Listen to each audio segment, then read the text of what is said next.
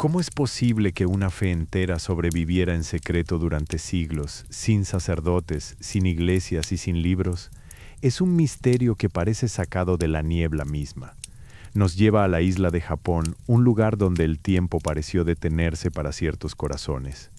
Aquí, en las profundidades de sus aldeas costeras, existió una fe que no se atrevió a ser visible, una resistencia silenciosa, tejida con hilos invisibles de oración y memoria. La historia del cristianismo japonés es un tapiz complejo. Hay relatos documentados por viajeros extranjeros y leyendas transmitidas entre generaciones. Lo que vamos a explorar hoy es el hilo más delicado, la vida de aquellos que tuvieron que rezar en voz baja, manteniendo viva una promesa espiritual bajo el manto protector de la oscuridad. Bienvenido de nuevo a Duerme en Japón. Te invito a ponerte lo más cómodo posible ahora mismo. Baja las luces hasta que solo quede un suave resplandor y deja que estos sonidos te envuelvan por completo, sin prisa ni interrupción. Mientras escuchas, si tienes tiempo, nos gustaría saber en los comentarios de qué país eres, cuál es la hora exacta donde estás oyendo esto y qué actividad vas a realizar más tarde al terminar este relato. Te prometemos una historia contada con profundo respeto, buscando solo devolverte la calma nocturna. La historia humana está marcada por el deseo de trascendencia, ese impulso ineludible de encontrar un significado más allá del ciclo cotidiano y efímero. Y dentro de esa búsqueda, en diferentes épocas y geografías, han florecido las creencias, sistemas complejos de pensamiento que buscan dar forma al caos percibido, ofreciendo consuelo ante la incertidumbre de la existencia. Por aquellos tiempos, el concepto de fe se entendía en términos muy distintos a los actuales, conceptos moldeados por las circunstancias políticas, sociales y culturales de cada época. Japón, con su profunda conexión entre lo sagrado y lo cotidiano, no fue ajeno a estas corrientes de pensamiento milenarias. El panorama religioso japonés es un entramado fascinante, históricamente dominado por el sintoísmo, que en sus raíces está íntimamente ligado a la naturaleza y al culto ancestral, y por el budismo, que aportó profundas filosofías sobre el sufrimiento y la impermanencia. Estas tradiciones se entrelazaron con el tejido social de un país que valoraba profundamente el orden estético, la armonía comunitaria y la conexión cíclica entre el individuo y su entorno natural. Sin embargo, este paisaje espiritual estaba en constante diálogo, a veces tenso, pero siempre enriquecedor con otras influencias externas que llegarían desde los mares lejanos. La llegada de nuevas ideas, especialmente aquellas provenientes del continente asiático o de las potencias marítimas occidentales, siempre representó un punto de inflexión en la cosmovisión local.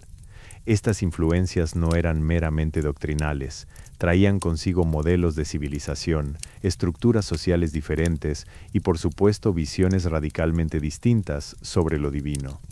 El cristianismo fue una de esas corrientes foráneas que impactaron profundamente el Japón feudal. Su llegada se produjo en momentos específicos, asociados al comercio con otras tierras, a la diplomacia o incluso a los viajes exploratorios. En su fase inicial, esta nueva fe no fue percibida como un desafío existencial directo para las estructuras religiosas autóctonas, sino más bien como una capa adicional de conocimiento espiritual, algo que se podía incorporar y armonizar dentro del vasto mosaico de creencias locales.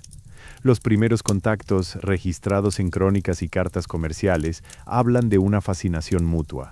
Había interés académico por parte de los misioneros y una curiosidad cautelosa por parte de las autoridades japonesas, quienes veían en estas nuevas doctrinas un posible vehículo para el intercambio cultural, más que como un sustituto inmediato de sus propias prácticas ancestrales. Sin embargo, cualquier interacción profunda entre culturas lleva consigo inevitablemente fricciones, desentendimientos sobre la propiedad de verdades o de territorios espirituales. La doctrina cristiana, con su énfasis en una figura central y en una red de salvación universalista, contrastaba con las visiones japonesas que tendían a ver lo sagrado distribuido por muchos elementos naturales y ancestros reverenciados localmente. Esta diferencia fundamental comenzó a perfilarse poco a poco, como la tensión subterránea bajo un kimono exquisitamente bordado. A medida que el intercambio crecía, también lo hacía la penetración de los conceptos teológicos. Se empezaron a establecer redes incipientes, no solo en las grandes ciudades portuarias donde la interacción comercial era más fluida, sino que gradualmente, siguiendo las rutas marítimas y terrestres, estas nuevas prácticas comenzaron a asentarse en comunidades costeras y rurales. Estas áreas, alejadas del ojo directo de los poderes centrales o de la gran administración urbana, se convirtieron en puntos cruciales para el desarrollo silencioso de esta fe recién llegada. La vida espiritual de un pueblo es sensible al poder político que lo rodea, y a medida que el intercambio comercial y cultural con Occidente crecía su intensidad, así también lo hacía la vigilancia política. Las potencias externas, o las élites locales influenciadas por ellas, comenzaron a ver en la fe cristiana no solo una cuestión de creencias, sino un factor geopolítico delicado. El cristianismo se asoció, más allá de sus dogmas, con el comercio marítimo y con el poder extranjero que lo traía consigo. Esta asociación fue crucial para el desarrollo dramático del relato. La creencia religiosa pasó peligrosamente a estar ligada al concepto de extranjería o influencia foránea, un estigma que en la cultura japonesa podía ser muy poderoso y rápidamente malinterpretado por las estructuras de poder locales como el shogunato o los señores feudales. El punto de inflexión, desde una perspectiva histórica y narrativa, es cuando esa fe, inicialmente vista con curiosidad o tolerancia cautelosa, comienza a ser percibida no solo como ajena culturalmente, sino también como potencialmente desleal políticamente, especialmente en un contexto donde la autonomía del gobierno era extremadamente valorada. La presión de las circunstancias históricas comenzó a moldear la práctica religiosa de maneras que iban contra el desarrollo teórico de la fe misma. Los elementos materiales esenciales para la vida cristiana, los templos visibles, los libros litúrgicos accesibles, la presencia constante de clérigos formados, empezaron a volverse peligrosamente visibles y por lo tanto vulnerables al juicio del poder establecido. En este contexto de creciente desconfianza institucional, las comunidades creyentes se vieron obligadas a un proceso extraordinario, el acto de hacer invisible su práctica religiosa. Fue una transformación forzada, no solo doctrinal, sino física y social. La fe dejó de ser algo que podía manifestarse con la solemnidad visible de los grandes templos europeos o incluso los santuarios sintoístas más conocidos. Tuvo que aprender a existir en los márgenes, en el susurro, en lo secreto. La necesidad de sobrevivir condujo a una reinterpretación radical de la piedad. Ya no bastaba simplemente con rezar en voz alta o celebrar rituales abiertamente. Era preciso desarrollar métodos de disimulo tan sofisticados y profundos que trascendieran incluso la mera censura superficial. La fe tuvo que volverse, esencialmente, invisible para los ojos del poder, existiendo únicamente en el plano íntimo de la conciencia colectiva de sus adeptos. Este proceso fue arduo, requiere una disciplina comunitaria de resistencia emocional que pocas civilizaciones pueden igualar. Fue un tiempo donde la tradición oral y la memoria colectiva se convirtieron en pilares más importantes que cualquier estructura arquitectónica o libro impreso. Los conocimientos debían transmitirse no por pergaminos protegidos, sino mediante el contacto directo de mano a corazón, boca a oído, un hilo narrativo pasándose de una generación a otra bajo el manto del anonimato. De esta manera, la semilla de una fe que había sido abierta al mundo exterior y llenada de nuevas influencias milenarias, se vio repentinamente amenazada por la propia estructura política que la había permitido florecer. Y para sobrevivir, esa espiritualidad tuvo que emprender un viaje hacia el interior, hacia lo inaudible, hacia aquello que solo late en secreto dentro de los corazones de sus miembros. Este fue el inicio del largo y silencioso desafío de mantener viva una llama sin humo visible. Históricamente hablando, la interacción de las culturas no es un evento singular y dramático, sino más bien una acumulación lenta de encuentros, intercambios y malentendidos graduales. En el caso japonés, Esta evolución se entrelazó con redes comerciales marítimas que conectaron islas y continentes durante siglos. Antes de hablar específicamente del cristianismo, es vital entender la porosidad cultural de Japón en ese periodo. Sus puertos eran ventanas al mundo, puntos de contacto donde mercancías, ideas y personas viajaban incansablemente. El arribo de influencias occidentales, especialmente a través de las rutas comerciales con China y luego el sudeste asiático, fue progresivo. Estos primeros contactos estuvieron dominados por el intercambio de bienes manufacturados. Porcelanas, seda, especias exóticas o herramientas metálicas que alteraron paulatinamente los hábitos materiales de la vida japonesa. Pero detrás del valor comercial de estos objetos siempre viajaban narrativas y sistemas de pensamiento ajenos. El cristianismo llegó a Japón en varias oleadas, cada una asociada a distintas potencias marítimas y contextos políticos. Al principio, su presencia no fue homogénea. Estaba inicialmente circunscrita a círculos muy específicos, los comerciantes con conexiones transoceánicas o los enviados diplomáticos que buscaban establecer alianzas comerciales más allá de lo meramente económico. Según se cuenta en las crónicas históricas, el primer contacto significativo y documentado se dio en tiempos muy remotos, cuando la religión aún no era un tema central de interés para el Estado japonés emergente. En esas etapas primigenias, los misioneros que llegaron, muchas veces acompañados por navegantes o mercaderes, se centraron inicialmente en la enseñanza de principios éticos universales, la caridad, el respeto al prójimo y la moralidad individual. El mensaje cristiano era inherentemente universalista, un concepto que chocaba suavemente con las estructuras religiosas japonesas, más localizadas y ligadas a la jerarquía comunal o natural. Para muchos observadores externos, esta universalidad parecía una fuerza expansiva sin límites geográficos ni culturales definidos por los límites de un reino visible. Con el tiempo, y particularmente en periodos donde Japón tuvo cierta apertura al comercio global, la presencia de estos misioneros se hizo más sistemática.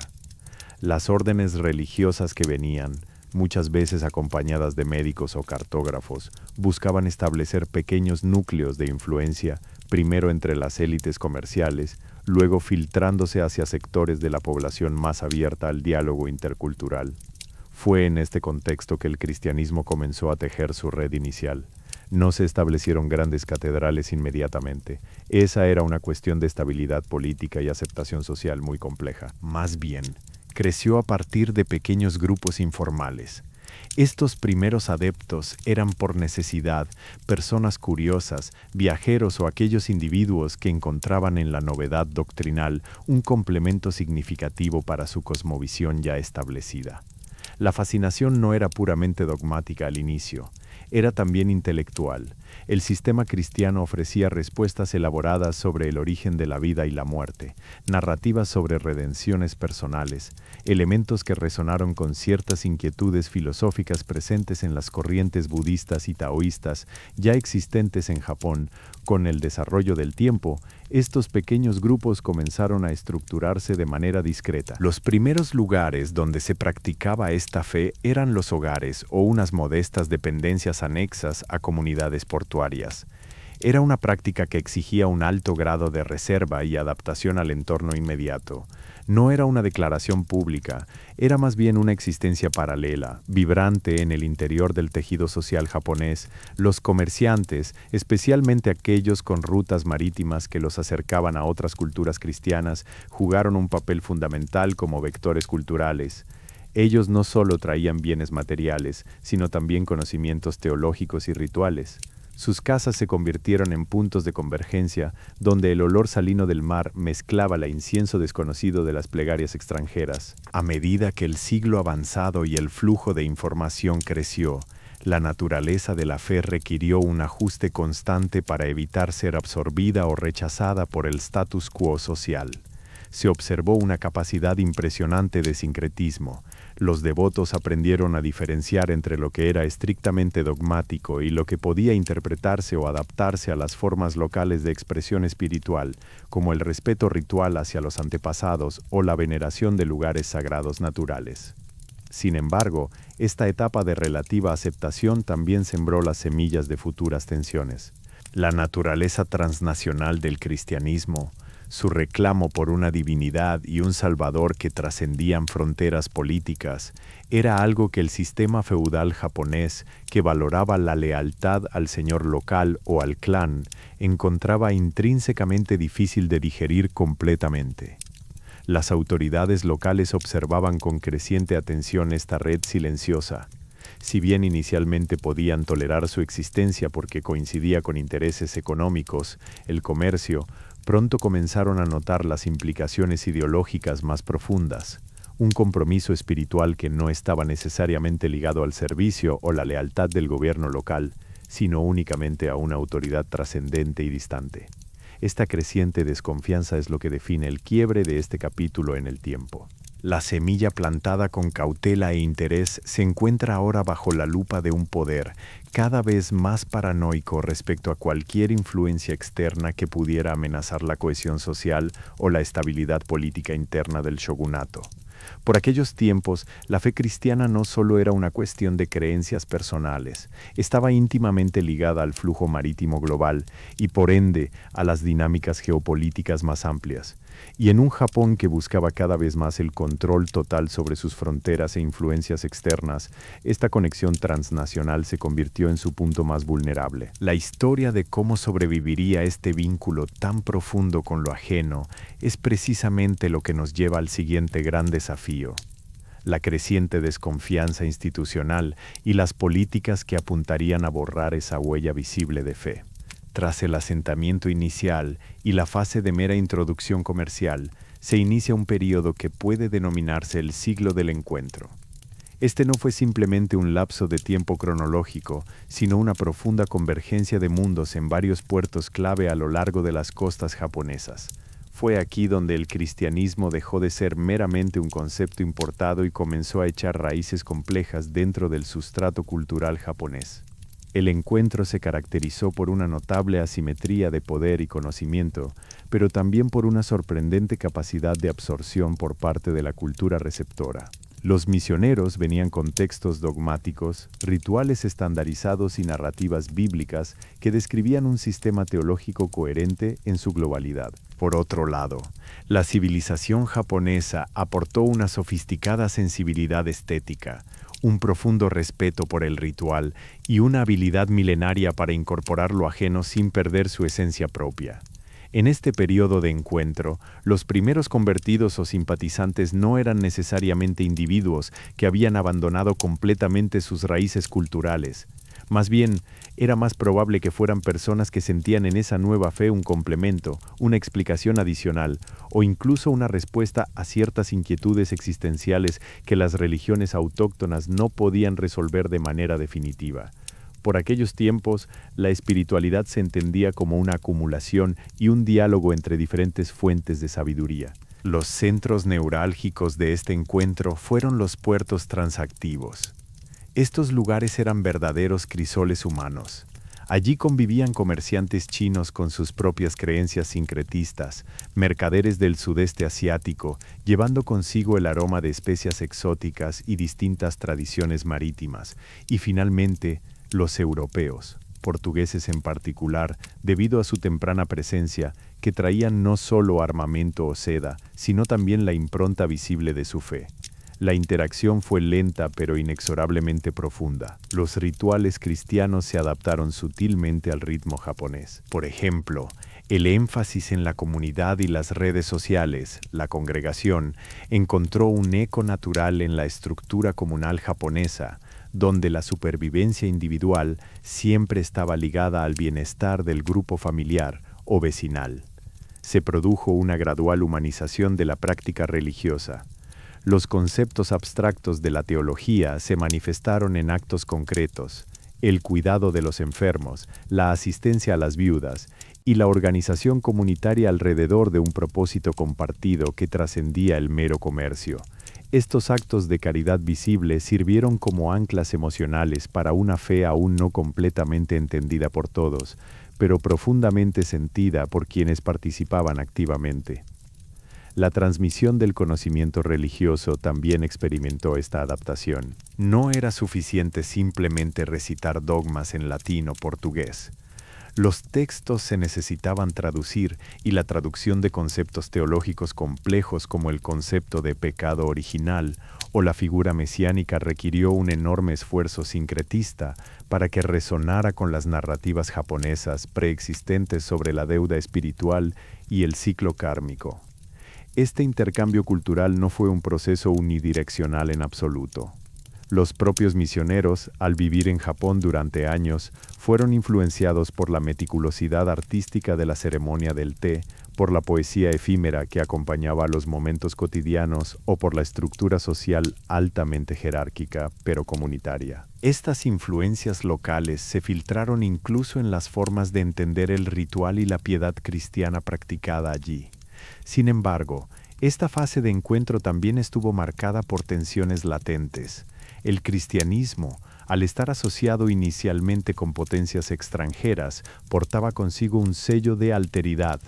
Aunque para los creyentes era una fuente de salvación, para las estructuras de poder locales, el shogunato Tokugawa en su ascenso representaba un elemento potencialmente desestabilizador. La institucionalización del encuentro se centró en la creación de redes sociales y económicas paralelas a las estructuras de poder tradicionales. Los comerciantes cristianos formaron clanes internos o grupos comunitarios que funcionaban como amortiguadores sociales. Estos lazos no eran meramente espirituales, eran lealtades prácticas de ayuda mutua, de protección física y económica en un entorno donde el riesgo era constante. A medida que estas comunidades crecían y se hacían más resilientes a las fluctuaciones políticas externas, como las guerras civiles o los cambios de administración, su existencia se hizo cada vez más difícil de ignorar por la élite gobernante. La discreción inicial dio paso a una comunidad organizada con objetivos espirituales claros y un sistema de apoyo interno sorprendentemente robusto. La clave para entender el siguiente punto es ver cómo esta convivencia eventualmente se rompió cuando las tensiones geopolíticas internacionales, como la rivalidad entre potencias europeas que buscaban rutas comerciales, coincidieron con una política interna japonesa cada vez más restrictiva y aislacionista. El encuentro, tan rico y fructífero en su intercambio de ideas, estaba destinado a terminar abruptamente bajo el peso de un nacionalismo estatal creciente y celoso de la pureza cultural. El ciclo del encuentro se cerró cuando la mera presencia visible de una fe extranjera, incluso si esa fe era pacífica y profundamente arraigada emocionalmente en sus adeptos japoneses, pasó a ser vista como una amenaza más grande que cualquier beneficio comercial o espiritual. La aceptación mutua dio paso, lentamente, al miedo, y el miedo siempre es un poderoso motor para la restricción. Así, las primeras semillas de esta fe se anclaron profundamente, no en edificios de piedra fácilmente identificables, sino en la memoria colectiva y los lazos humanos de sus miembros, preparándose silenciosamente para lo que vendría, una negación pública y el llamado a la resistencia invisible. A medida que las décadas avanzaban tras el encuentro cultural en los puertos costeros, y con la relativa estabilidad política que permitió un comercio floreciente, la fe cristiana experimentó un periodo de consolidación interna notable. Este no fue un crecimiento espectacular o visible para un ojo externo. Por el contrario, se manifestó como una resiliencia subterránea, una musculatura comunitaria que fortalecía a sus miembros día tras día. El auge del cristianismo en Japón durante este periodo debe entenderse como un florecimiento de la devoción práctica y el apoyo mutuo, más que como la edificación física de grandes estructuras religiosas. La comunidad creyente comenzó a replicar modelos de vida comunitaria que eran extraños al sistema social japonés, donde las lealtades primarias estaban definidas por los linajes o las administraciones feudales locales. La iglesia, entendida en su sentido más amplio y local, se convirtió en el núcleo de una nueva forma de parentesco, un vínculo forjado únicamente por la fe compartida en algo trascendente. Este creciente sentido de pertenencia, este lazo espiritual que no estaba subordinado a ningún señor feudal o gobierno regional, fue lo que comenzó lentamente a generar desconfianza entre las autoridades locales y el poder centralizado del shogunato Tokugawa. La lealtad era la moneda más valiosa en la sociedad japonesa de la época, y cualquier manifestación comunitaria que pudiera desafiar esa estructura, sea por su naturaleza ajena o por su fuente de autoridad, era vista con una sospecha creciente. La desconfianza no surgió de un ataque repentino e injustificado, fue el resultado lógico de una política de contención gradual. El sistema político Tokugawa se construyó sobre la necesidad de mantener el status quo y de limitar cualquier poder que pudiera desestabilizar el delicado equilibrio social logrado tras periodos de guerra civil. La estabilidad requería uniformidad en las lealtades, y un grupo comunitario con una fuente de autoridad espiritual percibida como externa o superior a las estructuras terrenales representaba un potencial foco de disidencia peligrosa. Los puntos de fricción se acumularon lentamente. En primer lugar, la percepción del cristianismo estaba inseparablemente ligada al concepto de extranjería, ya que los misioneros y gran parte del conocimiento doctrinal provenían de potencias marítimas de fuera de Japón. La fe misma fue etiquetada simbólicamente como una fuerza potencialmente invasora o subversiva. Esta asociación no era necesariamente un juicio sobre el contenido teológico en sí mismo, sino más bien un mecanismo de defensa cultural por parte de las élites gobernantes. En segundo lugar, se observaron diferencias notables entre la manera en que los japoneses entendían y practicaban el rito espiritual frente a los modelos europeos. Los rituales cristianos, aunque adaptados, mantenían una formalidad y una sistematización doctrinal que contrastaba con la fluidez e integración de las prácticas religiosas autóctonas, sintoísmo o budismo, las cuales tendían a mezclarse sin esfuerzo en la vida cotidiana hasta convertirse casi indistinguibles del paisaje cultural general. La resistencia natural al ajeno, el miedo al otro culturalmente distinto, se magnificó cuando la fe cristiana comenzó a mostrar una capacidad de adaptación que era demasiado efectiva. Esta flexibilidad fue vista por algunos sectores del poder como evidencia de un compromiso primario con su dogma y no con el bienestar social o las leyes locales. Desde el punto de vista administrativo, lo más problemático era la naturaleza de esta red comunitaria. No estaban dispersos al azar, se concentraban en zonas específicas, particularmente aquellas conectadas por rutas marítimas vitales, creando nodos sociales semiautónomos que podían operar con un grado de coordinación que alarmaba a las autoridades. Las comunidades creyentes desarrollaron formas sofisticadas de vida bajo la supervisión constante. Tenían sistemas internos de ayuda, redes de información y apoyo económico que operaban paralelamente al sistema administrativo japonés. Esta infraestructura paralela no era necesariamente ilegal en el sentido estricto de un crimen, pero sí representaba una fuente de poder social autónoma para sus miembros, algo que los gobernantes consideraban inherentemente peligroso. El auge visible de la piedad se manifestaba en actos de profundo compromiso personal, sacrificios económicos para sostener a los enfermos, el compartir recursos ante hambrunas locales o la ayuda mutua entre familias con poco arraigo territorial. Estos actos eran moralmente admirables para un observador externo, pero desde la óptica del control estatal demostraban una lealtad que solo respondía al llamado de la fe y no a la autoridad política temporal. Esta creciente visibilidad de su cohesión comunitaria fue el catalizador directo del cambio de estrategia por parte de las élites gobernantes. La tolerancia pasiva o la mera observación cesaron. El modelo pasó de la gestión comercial a la seguridad nacional, cambiando drásticamente la percepción del cristianismo de ser una curiosidad cultural a ser una amenaza potencial al orden social. Las primeras leyes restrictivas no se emitieron de un plumazo en respuesta a algún acto violento evidente, fueron más bien ajustes graduales en las regulaciones comerciales y de residencia. Eran medidas aparentemente neutrales, como la inspección de bienes o el control de rutas marítimas, pero cuyo verdadero objetivo era mapear y limitar el movimiento y la comunicación entre los grupos considerados cristianos. Esta etapa del auge se convierte así en una paradoja dramática. Mientras internamente experimentaban una vitalidad espiritual nunca antes vista, con un sentido de identidad colectiva reforzada por la fe y el sufrimiento compartido, externamente estaban rodeados de creciente sospecha y redes de vigilancia que empezaban a apretarse lentamente alrededor de sus cuellos. La desconfianza fue un proceso corrosivo, minó los cimientos de la convivencia. Los japoneses eran maestros en el arte del disimulo social, pero el sistema político, al percibir una amenaza existencial, se convirtió también en maestro de la sospecha y la paranoia.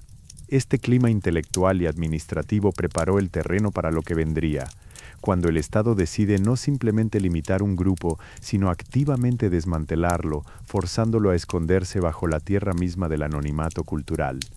El auge espiritual fue su preludio directo al declive físico de sus manifestaciones públicas. El auge de la fe en las comunidades costeras y su creciente cohesión interna crearon un escenario insostenible para el delicado equilibrio político que sostenía al shogunato Tokugawa.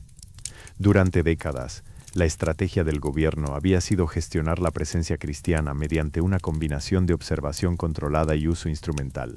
Se toleraban los contactos porque servían al comercio, se permitía cierto nivel de práctica discreta porque mantenía a las élites satisfechas o era útil para el intercambio cultural controlado. La fe hasta ese momento navegaba en la zona gris de lo aceptable pero vigilado. Sin embargo, la desconfianza acumulada encontró su punto de inflexión con una mezcla letal de factores internos y externos. A nivel externo, las rivalidades entre las potencias europeas, Portugal, España y más tarde Holanda, por el dominio comercial en Asia y particularmente en Japón, crearon un clima geopolítico altamente volátil. La religión se convirtió inevitablemente en un arma de influencia política y el Estado japonés, buscando desesperadamente blindar su soberanía e identidad cultural, percibió esta dimensión religiosa como una amenaza existencial que no podía permitirse. La prohibición formal fue el resultado de la convergencia de estos miedos: miedo al poder extranjero intrusivo, miedo a la división comunitaria y el deseo obsesivo de mantener un control absoluto sobre las lealtades de sus súbditos. El Estado no simplemente vetó una doctrina, intentó erradicar la posibilidad misma de una comunidad de creencias ajena que operara fuera del marco regulatorio e ideológico que él mismo había establecido meticulosamente. El proceso fue gradual y multifacético, lo cual es crucial para comprender su impacto real. No se trató solo de un edicto único de prohibido creer en esto. Fue una red de medidas restrictivas que actuaron sobre varios niveles: el movimiento físico, la economía y finalmente la expresión cultural y social. En primer lugar, el control se ejerció sobre las personas. Los viajes transoceánicos se hicieron más difíciles y el tránsito entre regiones sin permiso del gobierno se volvió extremadamente riesgoso para quienes mantenían vínculos visibles con estas comunidades marítimas. El aislamiento físico fue la primera línea de defensa estatal contra cualquier posible influencia externa. En segundo lugar, la restricción afectó directamente los bienes materiales y los encuentros formales. Los puertos que antes eran centros vibrantes de intercambio cultural se transformaron en zonas más reguladas, donde el contacto entre comerciantes extranjeros y las comunidades locales estaba sujeto a inspecciones meticulosas. Las herramientas visibles de la práctica cristiana, los textos litúrgicos grandes, las imágenes ostentosas o incluso ciertos tipos de vestimenta, comenzaron a ser confiscados o simplemente desaparecieron del circuito legalmente visible. Pero quizás lo más profundo fue el ataque al concepto mismo de la manifestación pública de la fe. Se construyó un discurso político y social que equiparaba intrínsecamente la devoción cristiana con la deslealtad política. La acusación no era teológica, era puramente sociopolítica. Implicaba que mantener una lealtad espiritual tan profunda, dedicada a una fuerza trascendente e invisible para el Estado, necesariamente significaría poner en riesgo la lealtad hacia el shogunato o las estructuras de poder locales. Esta narrativa fue profundamente efectiva, porque explotó un sentimiento latente: la necesidad de seguridad y pertenencia comunitaria. El miedo al desorden interno siempre es más poderoso que cualquier dogma. Al asociar visiblemente la fe con la inestabilidad, los líderes políticos lograron desmovilizar el apoyo general antes de ejecutar las prohibiciones totales. Para los adeptos dentro de estas comunidades costeras, este periodo se sintió como un cambio brutal en la atmósfera vital. Pasar de una fase de creciente actividad discreta a la certeza legal de que su existencia pública era insostenible, obligó a una reflexión colectiva y dolorosa. El mensaje no fue solo «no pueden practicar esto». El mensaje implícito fue: si quieren sobrevivir, deben hacer que parezca que nunca existió. Esta necesidad de invisibilidad forzada se convirtió en la fuerza motriz detrás del siguiente capítulo histórico. La religión tuvo que pasar de ser una fe visible y comunitaria a convertirse en un secreto profundamente arraigado en el plano personal y familiar. Se requirió no solo disciplina, sino también un cambio radical en el método de transmisión del saber sagrado. El cristianismo japonés, confrontado con la maquinaria implacable del control estatal, tuvo que realizar una alquimia espiritual, transformar su manifestación pública y visible, templos, rituales abiertos, en algo puramente interno e íntimo, el corazón, la memoria. El objeto de culto se desplazó desde el altar público hacia el secreto compartido entre los miembros. La prohibición no fue solo un evento político, fue una catástrofe cultural que exigió creatividad espiritual extrema. Obligó a las comunidades a desarrollar códigos de comunicación cifrados, rituales miniaturizados y métodos de supervivencia doctrinal que trascienden cualquier manual teológico conocido. La fe se convirtió en un arte de la subsistencia invisible, donde cada susurro y cada gesto casual debía ser cargado con el significado profundo de siglos de tradición sin poder manifestar abiertamente. Este proceso fue agotador emocionalmente. Vivir con una verdad tan profunda, la certeza de su creencia, mientras se está obligado a actuar como si esa misma verdad fuera ilegal, es un ejercicio de resistencia psíquica monumental. La fe tuvo que volverse más silenciosa que el susurro del mar y más resistente que la roca costera, sembrando las semillas para la siguiente gran etapa. Aprender a vivir con una piedad que no necesitaba ni podía permitirse ningún testigo visible en su celebración diaria. Cuando la ley se declara abiertamente restrictiva y el control estatal se vuelve exhaustivo, la manifestación visible de cualquier actividad, sea comercial, política o espiritual, se convierte en un acto de desafío directo al orden establecido. El periodo que siguió a la prohibición fue, por lo tanto, una época marcada por una intensa atmósfera de vigilancia y creciente presión social y legal sobre las comunidades costeras. No es posible reducir la persecución simplemente a detenciones arbitrarias. Fue un mecanismo complejo e institucionalizado de erosión social, diseñado para desmantelar los cimientos comunitarios sin generar suficiente revuelo público, que pudiera llamar la atención internacional o provocar una resistencia organizada en masa. El Estado no solo proscribió el rito visible, intentó anular la capacidad misma de la comunidad para existir como un cuerpo con identidad propia y propósito compartido. La persecución, por lo tanto, fue una campaña psicológica y económica tan potente como militar. Se buscaba generar desconfianza dentro del grupo, debilitar los lazos interpersonales que eran el verdadero pilar de la supervivencia comunitaria.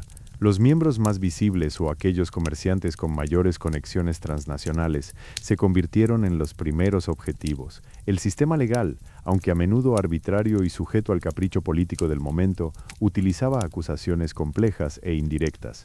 La sospecha no era suficiente para llevar a una condena capital inmediata, pero sí lo era para imponer multas ruinosas, confiscación de bienes esenciales o la deportación forzada a lugares remotos donde el contacto con las rutas marítimas se cortaría por completo. La vida del devoto cristiano en este periodo estaba marcada por una tensión constante entre su convicción interna y la necesidad desesperada de mantener un perfil bajo ante sus vecinos y autoridades locales. Cada interacción, cada palabra dicha fuera del círculo íntimo podía ser interpretada como una prueba o, peor aún, como evidencia incriminatoria para aquellos que observaban desde la distancia. Esta presión no era uniforme, afectaba en capas diferentes a distintas personas. Había a los comerciantes, cuya actividad económica estaba ligada al exterior y por lo tanto eran focos de interés regulatorio constante. Había a las familias más arraigadas, cuyos antepasados habían estado allí por generaciones, llevando consigo un conocimiento transmitido en secreto sobre cómo sortear el ojo vigilante. Y había a los jóvenes, cuyo fervor era quizás el más peligroso para los observadores. La persecución tuvo un impacto particularmente devastador en la esfera familiar. La fe no era solo una creencia individual. Era una responsabilidad que se compartía entre clanes o núcleos familiares extendidos. Cuando un miembro era arrestado o forzado al exilio, La pena y el castigo no recaían únicamente sobre él. Se podían afectar a sus parientes cercanos, obligándolos a realizar juramentos de lealtad ante las autoridades locales o despojándolos temporalmente de su capacidad económica para sobrevivir en esa zona específica. Este mecanismo era devastadoramente eficiente porque explotaba lazos emocionales fundamentales, el amor por el hogar y la necesidad de proteger a los más vulnerables. La supervivencia ya no dependía del conocimiento doctrinal, sino de la habilidad para navegar las intrincadas redes de culpa social y obligación legal impuestas por el Estado. La respuesta de la comunidad fue un profundo acto de resistencia silenciosa. Si en la etapa de encuentro su fuerza radicaba en la visibilidad de sus puertos y en la audacia de sus reuniones abiertas, durante la persecución su fortaleza tuvo que residir precisamente en lo opuesto, en la capacidad de desaparecer. La fe se replegó hacia el interior del ser humano. Aquí es donde ocurrió la metamorfosis más dramática. El conocimiento no podía estar documentado. Si los libros eran incautados o quemados y los lugares de reunión sellados, el saber tenía que volverse efímero y corporal. Los rituales complejos debían reducirse a gestos mínimos, casi imperceptibles para un observador entrenado en la vigilancia estatal. La enseñanza pasó del discurso formal al susurro, del texto impreso al recuerdo. Este cambio forzado requirió una disciplina de memoria comunitaria extraordinaria. Era necesario que los mayores se convirtieran no solo en depositarios de doctrina, sino en bibliotecas vivientes, personas cuyo cuerpo y mente eran el archivo más seguro de su patrimonio espiritual.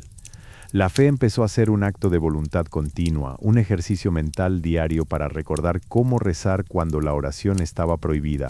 Además, los propios elementos materiales se transformaron. Si las imágenes religiosas ostentosas podían incitar a la sospecha y atrapar la mirada del guardia, entonces debían sustituirse por objetos más humildes, más discretos, pequeños amuletos, ciertas flores o patrones textiles que contenían un significado profundo para ellos, pero que para el mundo exterior eran simplemente elementos decorativos sin ningún valor esotérico.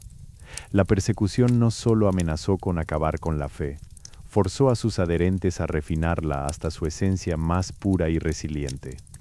Fue en este crisol de opresión donde se acuñaron las técnicas de subsistencia espiritual que les permitiría mantener viva la llama durante siglos.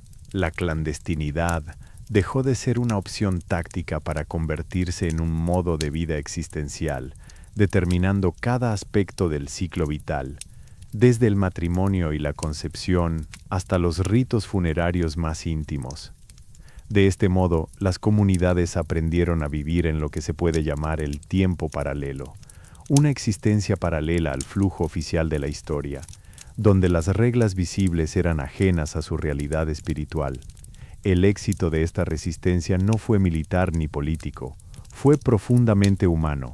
Fue la victoria del espíritu sobre la coerción institucionalizada. Lo más difícil de esta fase no era soportar el castigo físico, que siempre estaba presente en distintos niveles, sino lidiar con la traición potencial, con la duda que podía surgir de la desesperación y el miedo a ser descubierto. Mantener una cohesión absoluta bajo un cielo permanentemente gris exigía un pacto social tácito e inquebrantable, sobrevivir juntos, sin hacer ruido, y recordar siempre quiénes eran en secreto.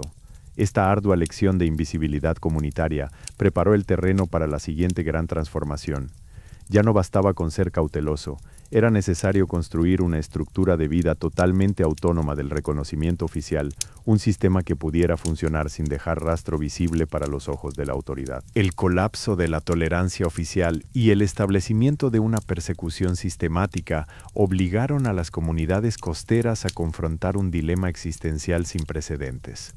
Su fe, que había florecido en puertos vibrantes de encuentro y auge comunitario discreto, se encontró ahora bajo la amenaza constante de desmantelamiento legal y social. En este punto crítico del relato, la resistencia ya no podía manifestarse solo por el silencio cauteloso. Requería una transformación radical de su modo de ser y de existir ante un Estado que había demostrado estar dispuesto a anular cualquier presencia visible considerada ajena o políticamente sensible. La decisión de esconderse fue, en sí misma, uno de los actos de fe más monumentales. No fue un acto pasivo de resignación, sino una elección activa de resistencia espiritual.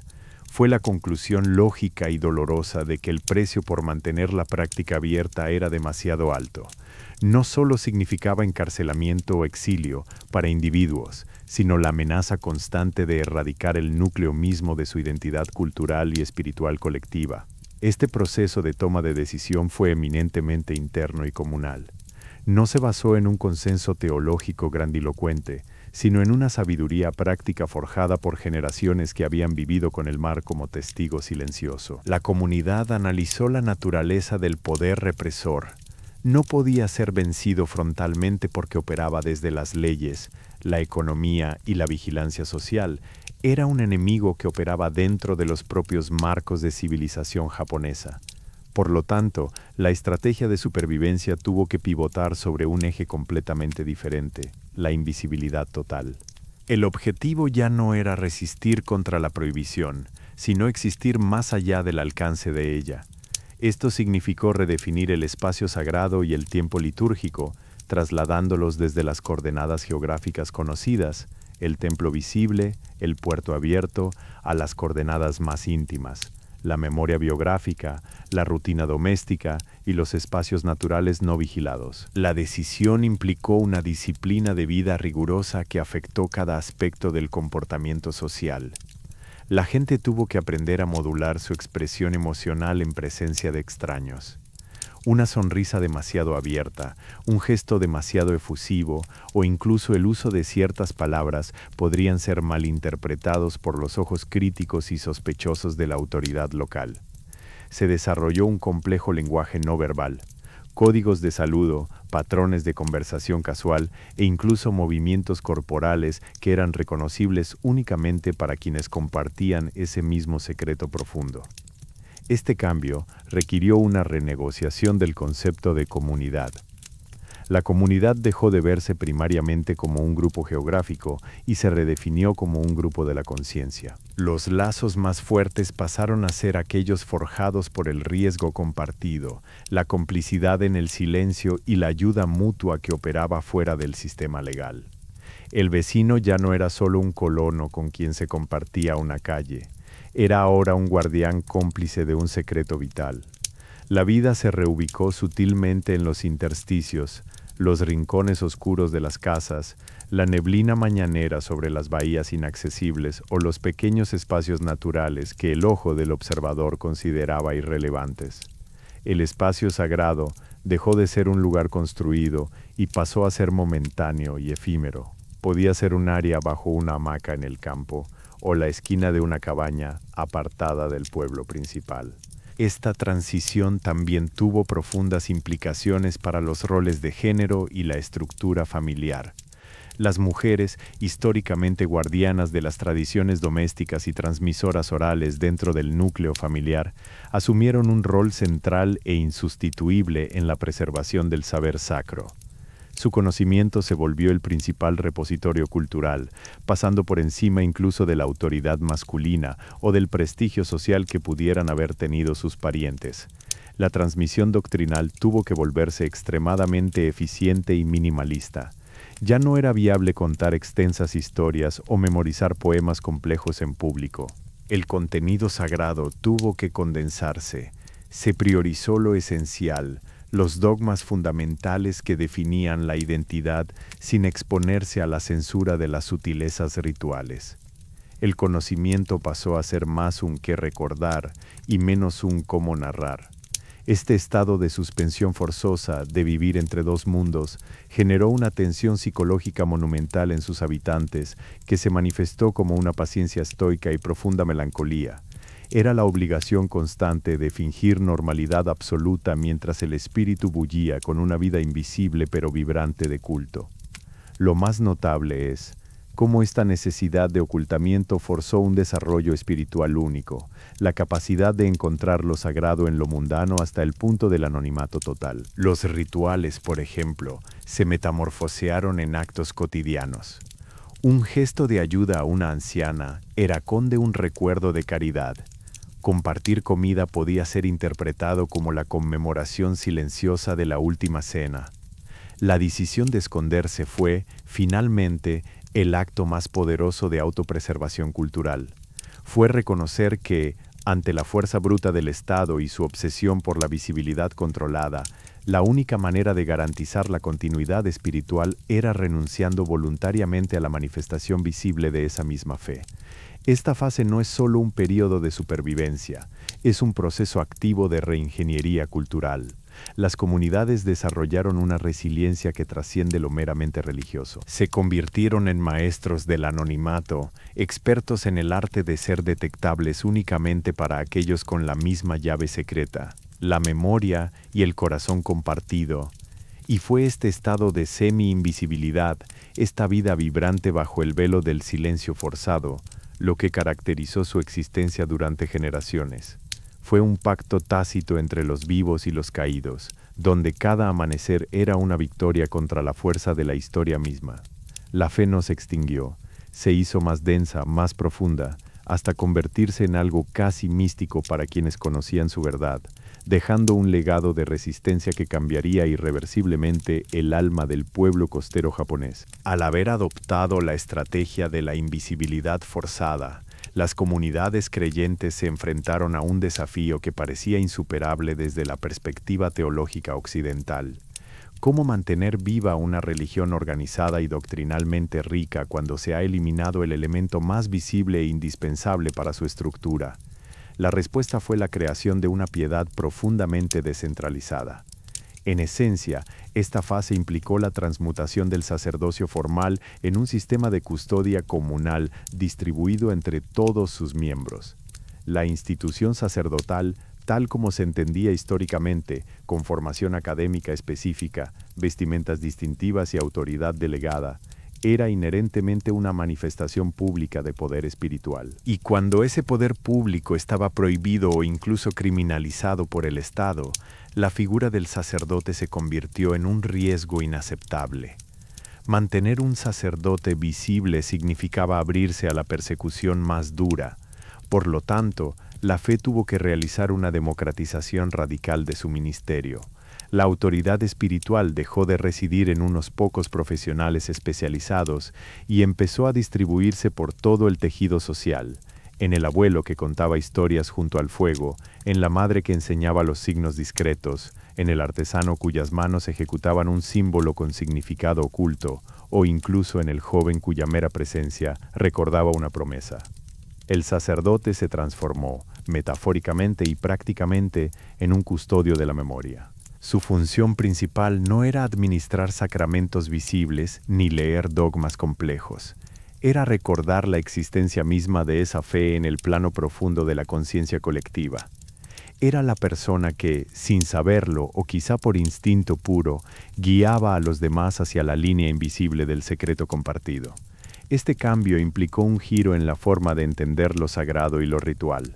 El rito ya no dependía tanto de la perfección de su ejecución como podía exigir un oficiante profesional, sino de la pura intención y el acuerdo tácito entre los participantes. Un acto sencillo, como encender una vela con un color particular en una noche específica, pasaba a tener un peso sacramental tan grande como cualquier ceremonia formal, simplemente porque estaba cargado del significado colectivo y del riesgo compartido. El conocimiento teológico también se tuvo que reestructurar por necesidad operativa. Los libros de horas, los catecismos detallados o los complejos calendarios rituales eran demasiado vulnerables al descubrimiento. La doctrina pasó a ser transmitida en fragmentos narrativos, casi como mitología oral. Se enseñaba el qué y el por qué, pero se evitaban los detalles operativos que pudieran ser usados como prueba documental por las autoridades. Esto fortaleció la memoria oral de manera exponencial, la memoria colectiva comunitaria, el recuerdo compartido de antepasados, de sacrificios pasados y de promesas, se convirtió en el principal instrumento doctrinal. Los relatos de sacrificio pasado no eran solo historia, eran un manual de supervivencia espiritual que demostraba que su fe era tan resiliente que había sobrevivido al fuego y la espada. El papel de los ancianos se elevó a una categoría casi sacerdotal, aunque sin título formal. Eran ellos quienes retenían el ritmo, las fechas clave, que no eran las mismas del calendario civil, y el significado emocional profundo detrás de cada acción. Su sabiduría era un tesoro vivo que requería ser alimentado con cuidado y respeto en la intimidad familiar. La fe sin sacerdotes se convirtió así en una manifestación pura de la voluntad comunitaria, donde cada persona era potencialmente un agente de mantenimiento espiritual. La responsabilidad pasó de unos pocos a muchos. El peso de la tradición se repartió entre las generaciones enteras. Este modelo no solo permitió sobrevivir físicamente a la prohibición estatal, sino que también creó un grado de autonomía cultural inédito y más profundo en términos de identidad grupal.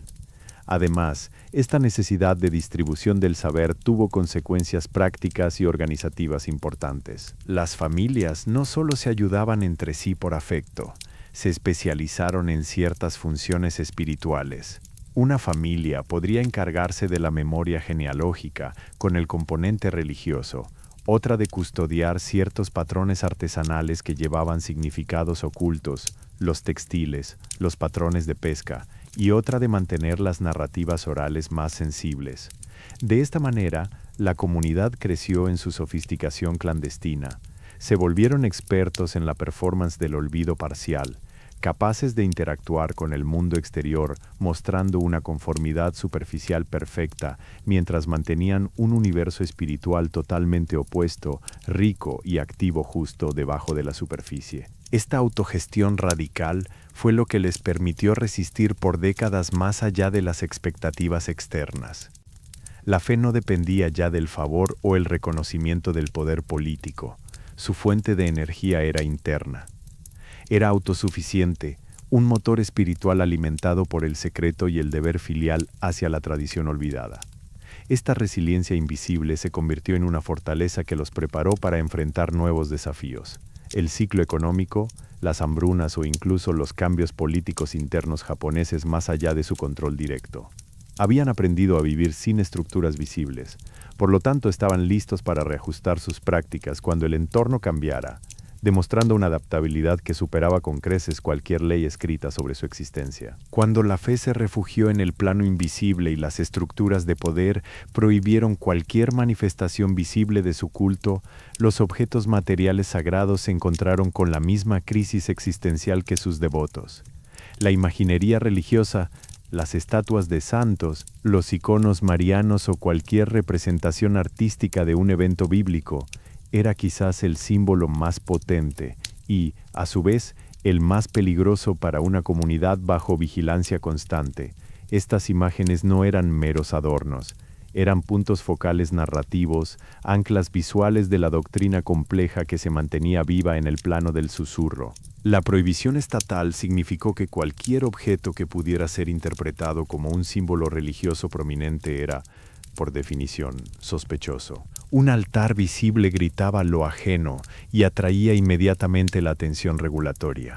Por ello, las comunidades creyentes se vieron forzadas a llevar a cabo una sofisticada metamorfosis de sus símbolos más preciados.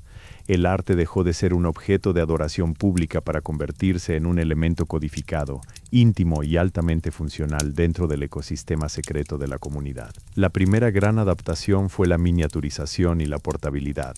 Las grandes e impresionantes esculturas que requerían mármol noble y espacios abiertos fueron reemplazadas por objetos diminutos que podían ser ocultados en el fondo de un kimono, cosidos a una prenda o guardados dentro de los huecos más pequeños de la arquitectura doméstica tradicional japonesa. Estos eran amuletos discretos, no estaban destinados al culto espectacular, sino al recordatorio constante e íntimo del pacto espiritual compartido. Estos símbolos ocultos no buscaban simplemente pasar desapercibidos. Buscaban operar en un nivel simbólico que solo era legible para el iniciador dentro de la comunidad.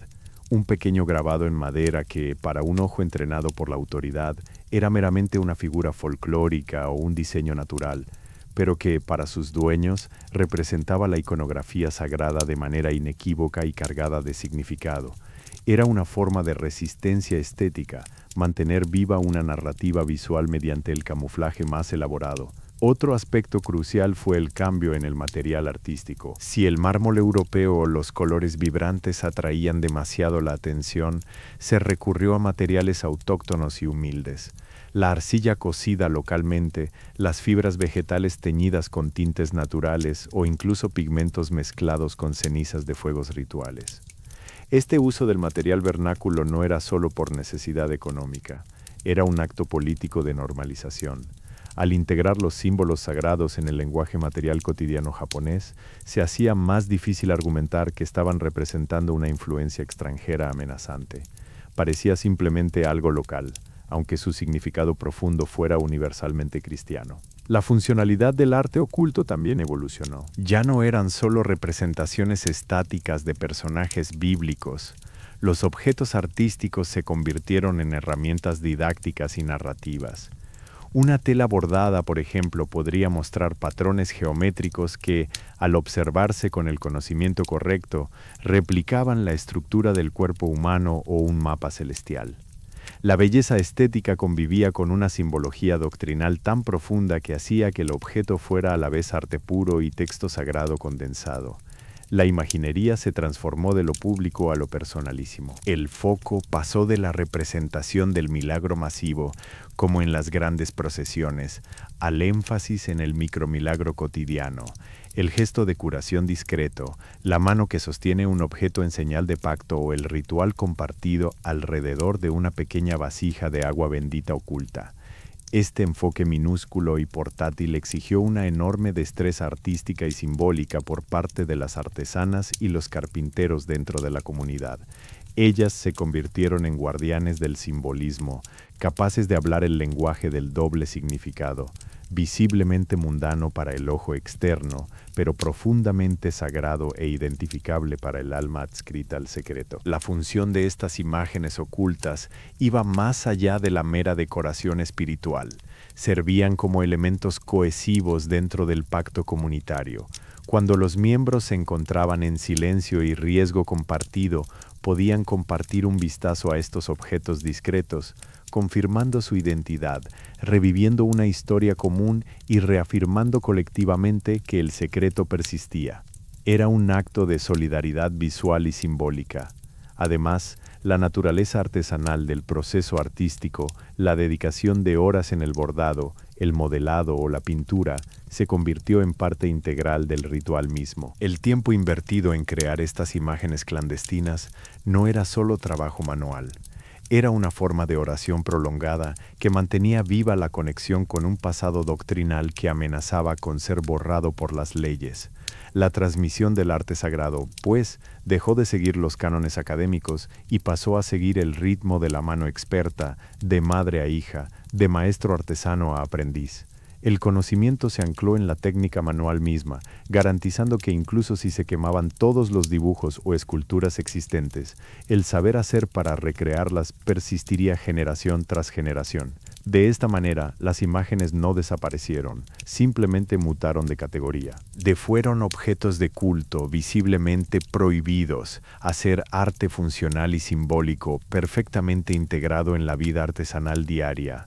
Este cambio fue el testimonio más palpable de la resiliencia espiritual, demostrar que una fe entera podía mantener su forma narrativa y su esencia sagrada sin necesidad de ningún templo visible ni objeto ostentoso. La verdadera catedral se había trasladado por completo al corazón humano. Cuando el mundo exterior cerraba sus puertas y la ley dictaba que cualquier manifestación visible de su culto era un riesgo imperdonable. La supervivencia espiritual de las comunidades costeras requirió de una adaptación pedagógica sin precedentes. La fe, habiendo sobrevivido a la prohibición mediante el arte oculto, se encontró ahora ante el reto más íntimo y profundo. ¿Cómo transmitir un vasto cuerpo doctrinal y ético sin utilizar los medios que históricamente lo sustentaban? El texto escrito era demasiado vulnerable. El templo visible era una invitación al castigo. Por consiguiente, la transmisión del conocimiento sagrado tuvo que realizarse por la vía más antigua, la más resistente y la más íntima, la memoria oral colectiva. Esto no significaba simplemente contar historias. Implicaba desarrollar un sistema educativo sofisticadísimo basado en la repetición ritualizada, el contexto emocional compartido y el uso de narrativas con capas múltiples de significado. El relato se convirtió en la principal herramienta teológica. Los textos sagrados pasaron de estar escritos sobre pergaminos a ser tejidos dentro de las historias del día a día. Los ciclos agrícolas, las rutas de pesca, las leyendas locales o incluso la estructura de un baile comunal. Las narrativas debían tener una apariencia mundana para pasar desapercibidas, pero en su fondo contaban las grandes parábolas de salvación y redención. La transmisión generacional se convirtió en un pacto sagrado entre los mayores y los jóvenes. Los ancianos no solo eran fuentes de sabiduría, eran la encarnación física del pasado colectivo, la memoria viva que tenía el poder de mantener la continuidad histórica. Sus relatos requerían una escucha activa de parte de las nuevas generaciones, una atención tan profunda que trascendía simplemente aprender un hecho para convertirse en un acto de devoción y respeto por los antepasados que habían luchado hasta ese punto. El conocimiento se dividió, intencionalmente, en niveles de acceso.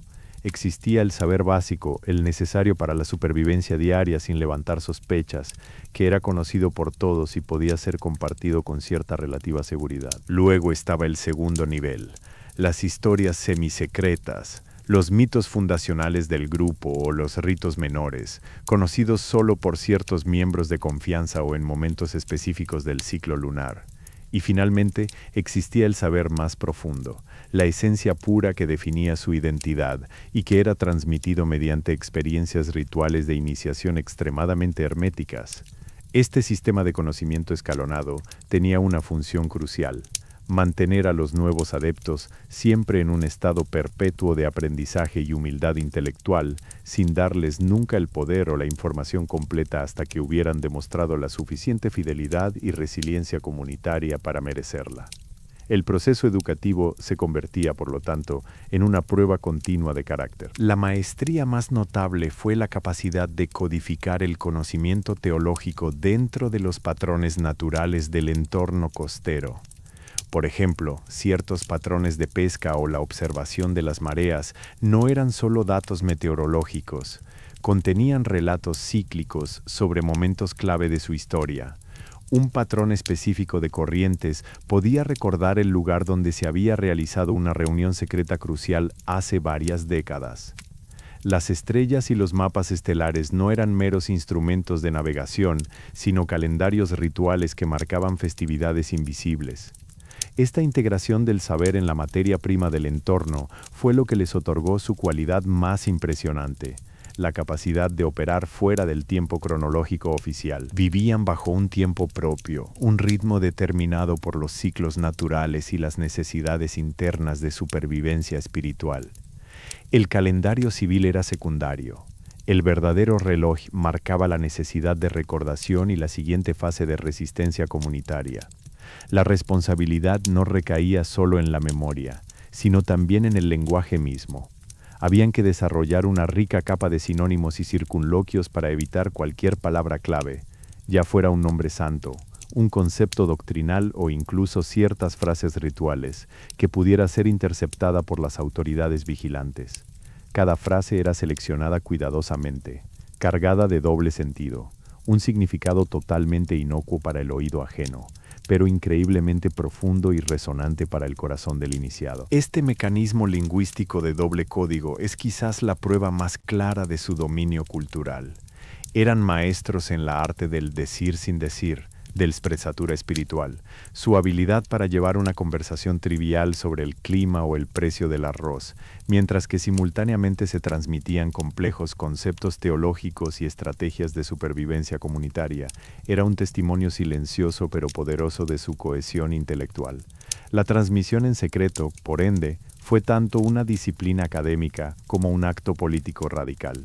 Fue la afirmación continua de la existencia de algo más grande que el estado visible o las leyes escritas. Demostró que la fe no se definía por lo que se podía ver en sus muros, sino por la fuerza inquebrantable de los lazos humanos y la persistencia de una narrativa compartida, transmitida de boca a oreja bajo el manto de un misterio colectivo. Esta dependencia del saber oral y la memoria comunitaria creó un tipo de vínculo casi tribal entre sus miembros, superando incluso los vínculos de parentesco directo. Se convertían en familia no por sangre, sino por la carga sagrada del secreto compartido. Este pacto invisible era lo que les proporcionaría el anclaje emocional para enfrentar las siguientes épocas de mayor restricción y aislamiento físico impuesto por el Estado japonés. Cuando el secreto se convirtió en el modo de vida, la expresión de la piedad tuvo que someterse a una metamorfosis casi milagrosa. El culto visible y grandilocuente fue reemplazado por un repertorio sofisticadísimo de gestos y sonidos que podían ser interpretados de múltiples maneras, completamente inocuas para el oído vigilante o absolutamente sagradas para el corazón del iniciado. Este periodo, donde los rezos se disfrazaron, representa la máxima expresión de la adaptabilidad espiritual humana bajo coerción extrema. Los ritos religiosos cayeron en una profunda capa de simbolismo funcional. Los sacramentos dejaron de ser actos grandiosos y públicos, se convirtieron en micromomentos cargados de significado acumulado. La oración misma dejó de ser un monólogo dirigido a lo trascendente para convertirse en un acto comunitario sincronizado, donde el sonido era tan importante como la intención. La sinestesia espiritual fue clave. El rezo ya no dependía únicamente de las palabras cantadas o susurradas, sino que se manifestaba a través del sonido ambiental, el ritmo pausado y deliberado de golpear suavemente los dedos sobre una superficie de madera, el patrón específico de un cántico tradicional utilizado en la pesca para comunicarse con otros barcos, o incluso la manera precisa y coordinada de tejer una cesta. Cada acción mundana podía, mediante la codificación comunitaria, portar la carga de una plegaria profunda. Los sonidos disfrazados eran quizás los más difíciles de descifrar para un observador externo. El canto se volvió el ejemplo más claro. Los cánticos cristianos complejos y melódicos tuvieron que simplificarse hasta convertirse en patrones vocales casi indistinguibles de las canciones laborales, de las nanas o de las fórmulas rituales sintoístas ya aceptadas por la sociedad. Pero dentro del contexto cerrado de la comunidad, esos sonidos adquirían un significado teológico específico, eran el lenguaje cifrado de su fe. Este sistema requería una memoria musical y rítmica colectiva impresionante. Los ritmos se convirtieron en catecismos. Un patrón particular de golpes podía señalar las 12 tribus o los 7 sacramentos. La cadencia de un suspiro compartido podría evocar la imagen de la crucifixión sin necesidad de articular una sola palabra sobre el tema. El cuerpo humano, desde la respiración coordinada hasta el ritmo cardíaco colectivo durante los momentos de reunión secreta, se convirtió en parte del templo ritual. La luz también fue un componente esencialmente disfrazado. Las velas y las lámparas eran elementos visiblemente sospechosos, por lo que la práctica se centró en utilizar fuentes de iluminación natural o artificialmente ordinaria. Sin embargo, el manejo de esa luz era ritualista. La manera en que se encendía una pequeña lámpara de aceite para un propósito práctico podía estar acompañada del gesto ceremonial que recordaba la luz divina, creando un teatro espiritual minimalista pero potente. Los encuentros para realizar estos rezos disfrazados eran lugares por naturaleza marginales y temporales. No podían ser las casas principales porque estaban sujetas a inspección. Debían ser los cobertizos de herramientas, los sótanos húmedos o el área entre 2 almacenes en la costa. Eran espacios que el Estado consideraba meramente utilitarios y, por lo tanto, menos propensos a una revisión exhaustiva e invasiva. En estos lugares marginales, la ceremonia adquiría una naturaleza profundamente íntima y de extrema vulnerabilidad emocional. El rezo se mezclaba con el miedo físico al descubrimiento.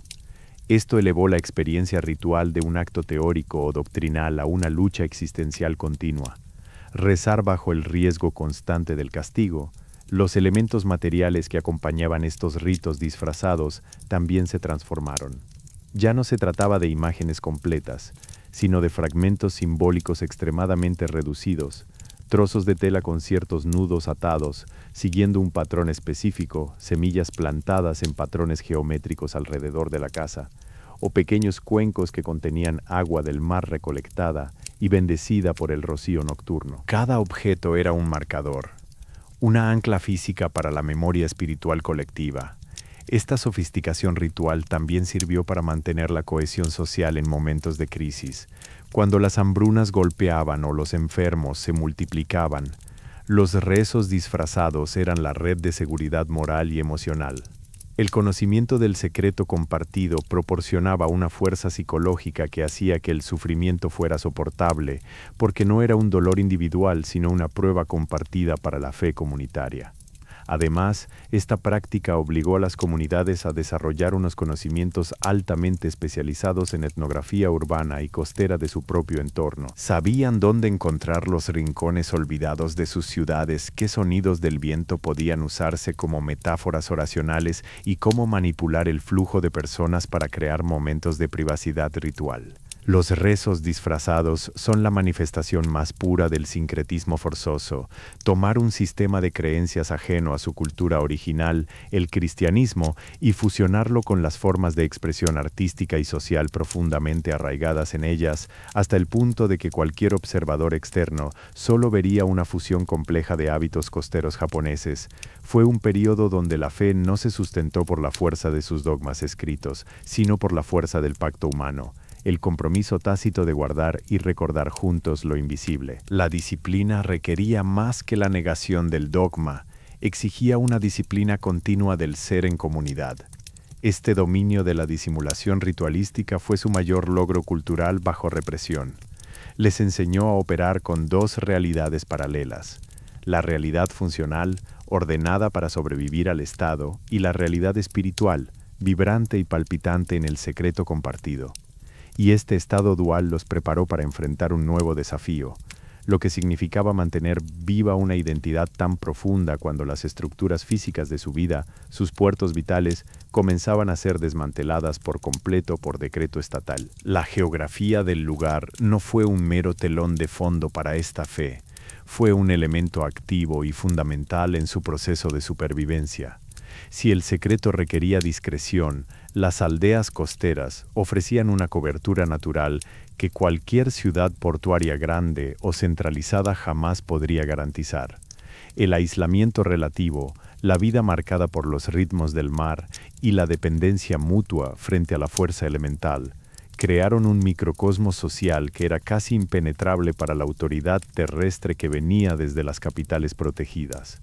Estas comunidades costeras, cuyos nombres apenas son recordados en las grandes crónicas históricas, se desarrollaron siguiendo una lógica de subsistencia marítima. Sus vidas estaban dictadas por la marea, el patrón del viento y la captura diaria de los recursos oceánicos. Esta relación intrínseca con el mar determinó su estructura social. Eran sociedades profundamente colaborativas, donde la ayuda mutua no era un acto de caridad opcional, sino una necesidad biológica para la supervivencia física misma. Esta colaboración inherente al entorno marítimo se convirtió en el principal motor estructural que permitió el refugio espiritual. La fe, entonces, encontró en estos lazos económicos y existenciales su capa más protectora. El secreto no era solo un acto religioso, era también un pacto de vida compartido. Yo cuido tu red de pesca porque tú te encargas de mi familia cuando hay sequía. Este tipo de interdependencia forzada por el entorno creó una lealtad que operaba en una capa más profunda y primaria que las lealtades políticas o feudales, haciendo extremadamente difícil para los agentes externos desmantelar la comunidad sin generar un conflicto civil generalizado. Geográficamente, estas aldeas se situaban a menudo en calados difíciles de acceso, protegidas por bahías naturales, pequeños accidentes geográficos o la necesidad de sortear largas travesías marítimas entre ellas mismas. Esta dificultad natural sirvió como una primera línea de defensa contra el control estatal directo y sistemático. Los viajes terrestres estaban sujetos a rutas vigiladas. Los movimientos marinos eran más fluidos y menos predecibles, permitiendo a las redes clandestinas mantenerse en constante movimiento táctico y geográfico. El mar mismo se convirtió en un componente sagrado del culto secreto. Para la gente de estas aldeas, el océano no era solo una fuente de sustento, era un espacio liminal, un lugar donde lo terrenal se encontraba con lo infinito. En sus mitologías locales, los navegantes y pescadores a menudo interactuaban con fuerzas que trascendían la mera meteorología. Eran portentos, espíritus tutelares o manifestaciones divinas asociadas al agua. El cristianismo trajo consigo una narrativa de Dios, omnipresente en toda la creación, lo cual resonó profundamente con su cosmovisión costera. Los rezos y rituales se adaptaron para incluir elementos marítimos de manera natural. Las bendiciones no eran solo para las cosechas o los hogares, eran esenciales para las redes de pesca, para el buen tiempo y para un viaje seguro en tiempos de tormenta. Los objetos votivos, ya fueran discretas imágenes ocultas o simples amuletos hechos con restos marinos, conchas, huesos pulidos, se integraron como elementos rituales naturales del paisaje costero. Además, la vida marítima exigía una capacidad única para el manejo de información y las redes de comunicación clandestinas. Los pescadores eran los mejores mensajeros. No podían llevar mensajes escritos abiertamente debido a los controles portuarios, por lo que el mensaje se transmitía mediante códigos en la navegación. Patrones específicos de pesca, rutas alternativas nunca mencionadas o incluso ciertos tipos de aparejo de red que solo significaban algo para quienes sabían descifrar su simbolismo. Esta función de mensajeros marítimos convirtió a las aldeas costeras no solo en refugios espirituales, sino en centros nerviosos cruciales para mantener el flujo informativo de la resistencia clandestina. Eran los puntos donde los rumores y las noticias, tanto de persecución como de posibles cambios políticos favorables, se tejían entre capas de códigos cifrados, pasando de barco a barco bajo la protección del vasto horizonte marino. El sistema económico interno que floreció en estas aldeas reforzó su autonomía. Al depender en gran medida del comercio marítimo directo y más allá de las rutas comerciales controladas por el shogunato central, desarrollaron una economía semiautárquica. Esta independencia económica era un escudo práctico, si no podían ser rastreados ni atacados económicamente a través de sus medios de vida fundamentales, eran mucho más difíciles de someter mediante la coerción estatal. Sin embargo, este aislamiento también trajo consigo su propia vulnerabilidad. Cuando el control se centró en las rutas marítimas o en los recursos marinos, por ejemplo, al imponer cuotas estrictas o patrullajes militares intensivos, toda su existencia estaba amenazada por la fuerza externa. El Estado no tenía que atacar el templo, solo tenía que cortar las líneas de suministro vitales, el pescado, la sal o el combustible para los barcos. Por ello, estas comunidades desarrollaron un profundo conocimiento del ecosistema circundante, una habilidad práctica que se fusionó con su saber espiritual. El respeto por los ciclos naturales no era solo parte de su piedad, era también su manual operativo. Sabían cuándo y dónde encontrar refugio, qué recursos explotar en silencio y cómo moverse sin dejar huellas detectables para el ojo del poder. El legado de las aldeas costeras es, por lo tanto, la materialización geográfica de la resistencia. Demostraron que una fe puede mantenerse viva no solo con fervor doctrinal, sino con la adaptabilidad logística y comunitaria de quienes dependen literalmente del mar para su sustento diario. El océano se convirtió en el confesor silencioso, las olas en los susurros de los pactos secretos. La vida aquí era un constante acto de equilibrio entre la necesidad de comunicarse para sobrevivir y la necesidad de silencio absoluto para no ser descubiertos. Este balance delicado es lo que definirá su capacidad para perseverar a través del tiempo, llevando con ellos el modelo perfecto de comunidad clandestina, fuerte, autosuficiente y dependiente únicamente de su propio código moral interno. El tiempo. Para una civilización con profundas raíces y un sistema de supervivencia tan intrincado como el que habían desarrollado las comunidades costeras cristianas, no es simplemente un motor narrativo, es un adversario constante, un filtro corrosivo que amenaza con pulir hasta la nada cualquier forma de memoria. La etapa de generaciones en silencio marca el punto más delicado y quizás más poético del relato, la prueba de su fe a través de los años sin testigos ni reconocimiento externo. Cuando pasan las décadas y los hombres y mujeres originales, aquellos que vivieron el encuentro vibrante, el auge discreto y la persecución brutal, comienzan a partir, se desvanece un saber invaluable. La memoria comunitaria, tan robusta cuando era sostenida por figuras clave, comienza ahora a depender de una transferencia más delicada, casi etérea, del corazón al corazón, de los ojos a los ojos. Este fenómeno generacional presenta desafíos que son tanto logísticos como existenciales. Los abuelos y bisabuelos eran quienes portaban la carga física de siglos de disciplina secreta. Su recuerdo era un monumento viviente, una biblioteca oral, cuyos volúmenes estaban escritos en el dialecto local, entremezclados con palabras latinas olvidadas o arcaísmos del portugués. Su declive físico no significaba simplemente la pérdida de individuos, sino la posible erosión de códigos y narrativas que solo ellos habían experimentado directamente. La supervivencia de la tradición se hizo entonces una tarea arduamente pedagógica. Los padres y madres asumieron el papel de guardianes dobles, eran responsables de mantener su vida doméstica normal y de, al mismo tiempo, formar a sus hijos e hijas en un conocimiento alternativo, un saber que debía ser guardado bajo llave no física, sino emocional y social. La enseñanza del secreto religioso se volvió necesariamente más abstracta, menos dependiente del ritual físico visible, que ya era casi imposible replicar sin riesgo, y más enfocada en la ética de la persistencia.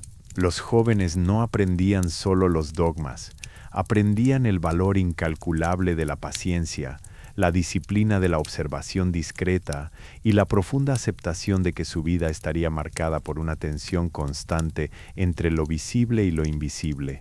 Para las generaciones nacidas en el silencio más absoluto, los nietos o bisnietos que nunca habían visto a sus mayores participar en los rituales más clandestinos, la fe representó un concepto casi mítico, algo tan distante como la memoria de otras épocas pasadas.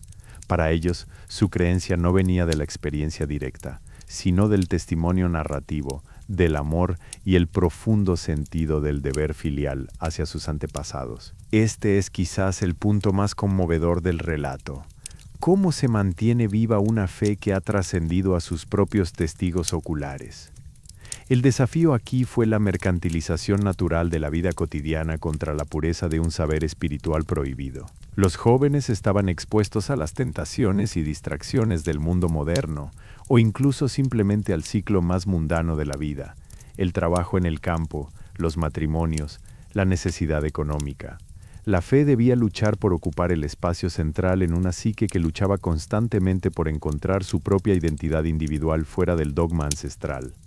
Para mantener la vigencia del saber, la comunidad tuvo que reforzar el vínculo entre la piedad y la función social práctica de manera absoluta. El conocimiento se fusionó con las habilidades necesarias para subsistir.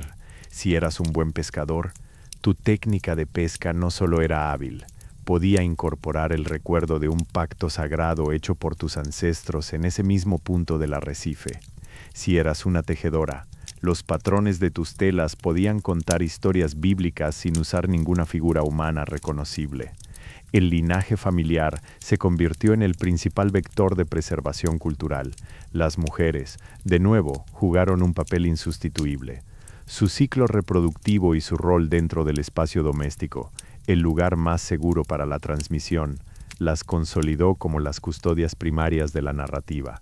El secreto era guardado bajo los pañuelos bordados, en el aroma de las especias usadas en la cocina y en el patrón silencioso de un canto, al acunar a un niño que aún no conocía el peligro de su herencia. Esta necesidad de continuar con vida se manifestó también en una profunda adaptación psicológica. Las generaciones tuvieron que aprender a vivir con la culpa del silencio y la culpa del olvido potencial. El peso de saber más que lo permitido, o simplemente olvidar algo crucial, era un fardo invisible. Este estado de hipervigilancia emocional requirió desarrollar mecanismos internos de apoyo grupal para procesar el estrés acumulado de generaciones enteras en modo de emergencia perpetua. La comunidad se hizo excepcionalmente resiliente no solo porque mantenían la fe, sino por haber creado un sistema psicosocial que valoraba profundamente la continuidad del grupo por encima del individuo. La identidad personal estaba intrínsecamente ligada al colectivo secreto, Yo soy parte de ellos y mi existencia reafirma lo que fue. En este escenario, el concepto de milagro se transforma nuevamente. Ya no son los milagros externos, como las curaciones espectaculares, sino los micromilagros internos los que definen la piedad. El niño que recuerda un canto antiguo sin haberlo escuchado. El anciano cuya mano tiembla pero logra ejecutar el gesto simbólico preciso en el momento adecuado, o el grupo de pescadores que, al borde de la desesperación económica, se detienen y comparten un silencio reverente que parece conjurar milagrosamente una racha de buen tiempo. La transmisión de esta fe fue, por tanto, un proceso casi alquímico. Tomar lo frágil, el recuerdo humano, sumergirlo en el elemento más resistente, la tradición oral, y forzarlo a interactuar con la materia más dura, el poder represor del Estado. El resultado no fue una fe cristalina y perfecta como en su origen, sino algo mucho más complejo, una fe tejida de cicatrices, paciencia y un amor obstinado por el secreto compartido. Este periodo generacional silencioso consolidó el mito interno, la idea de que la verdadera fuerza espiritual reside precisamente donde el poder político no puede verla ni tocarla. Y este legado de persistencia se convirtió en el combustible invisible para los siguientes siglos, preparándolos para un mundo exterior que eventualmente cambiaría sus reglas y permitiría un nuevo tipo de encuentro con la luz. Si el tiempo había obligado a la fe a replegarse en los márgenes de las aldeas costeras y la memoria colectiva se había convertido en su principal repositorio doctrinal, el entorno político global finalmente selló el escenario para la supervivencia clandestina. Lo que ocurrió fue un cierre gradual y meticuloso del país japonés hacia el resto del mundo exterior. Este proceso no fue simplemente una decisión administrativa, fue una transformación total de la identidad geopolítica del archipiélago que tuvo consecuencias dramáticas e irrevocables para las comunidades cristianas que habían logrado resistir tanto. El concepto de país cerrado implicó, en términos prácticos y narrativos, el colapso casi total de las rutas marítimas transoceánicas que habían sido vitales desde la llegada inicial del cristianismo hace siglos. Los puertos, antes crisoles vibrantes de intercambio cultural con Asia y Europa, comenzaron a reducir progresivamente su acceso al exterior bajo estricto control estatal. Las mercancías se volvieron más regimentadas. Los pasajeros extranjeros eran objeto de vigilancia exhaustiva y el contacto directo con las ideas, las personas o los bienes del otro lado fue severamente limitado y altamente sancionador si se intentaba evadir. Para una comunidad cuya existencia clandestina había dependido históricamente del flujo de información y la necesidad de mantener un vínculo constante, aunque riesgoso, con el mundo exterior, este cierre representó una doble amenaza. No solo cortó las posibles vías de escape o de reabastecimiento, sino que también eliminó cualquier excusa para su propia existencia visible, la razón por la cual sus ancestros mantenían vivos los rituales clandestinos era, en parte, porque esperaban un día el regreso de ese contacto, una posible reapertura del diálogo global. El cierre implicó, por lo tanto, una reorientación total de toda energía comunitaria y espiritual hacia el interior. El foco pasó de la resistencia externa a la autocompresión interna. La vida en las aldeas costeras se hizo aún más monástica y autosuficiente. Se reforzó la necesidad de generar un sentido de propósito que no dependiera del reconocimiento o de la validación del exterior, sino únicamente de su propia resiliencia colectiva. Desde una perspectiva cultural y espiritual, este aislamiento fue paradójico. Por un lado, era la máxima restricción, el confinamiento total que parecía confirmar las sospechas de los poderes centrales sobre la naturaleza ajena de su fe. Sin embargo, por otro lado también fue el entorno perfecto para la culminación del secreto.